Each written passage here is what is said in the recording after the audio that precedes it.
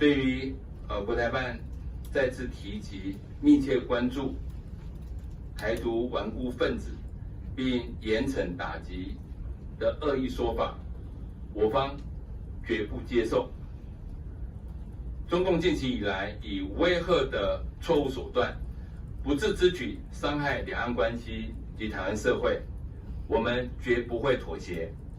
我们要再次正告对岸，深思熟虑，切勿轻率妄动，切勿低估我们捍卫国家主权、坚守民主自由的决心。任何刻意挑衅我们底线的言行举措，将可能造成其无法承受的深远影响。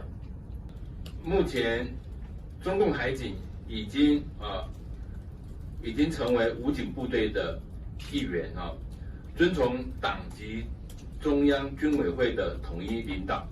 该法授权海警单位使用武器，合法化未来维权的作为，辅助共军嚇阻其他进入其所声称的管辖海域。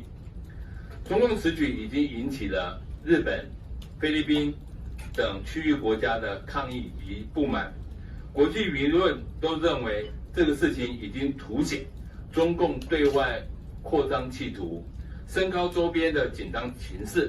我们认为，中国大陆身为亚太区域的一员，应该遵守国际法及履行维护区域和平的承诺，自我克制。对于相关情势的发展，政府也会密切加以关注。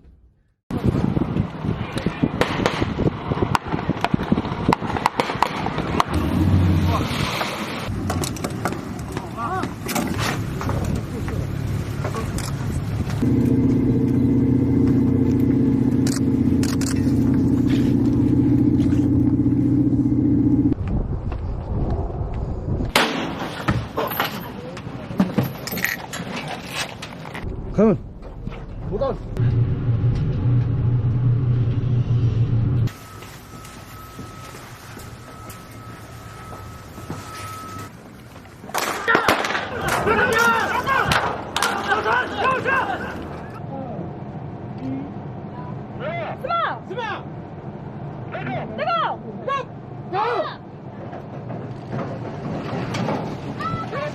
那边杀水！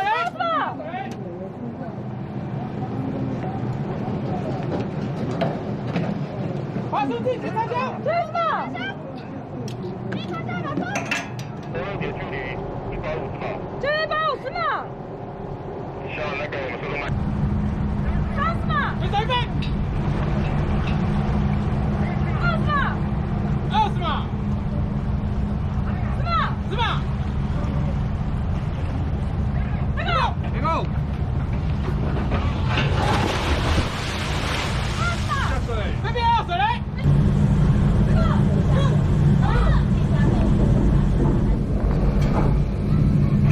那边烧水来！别烧水！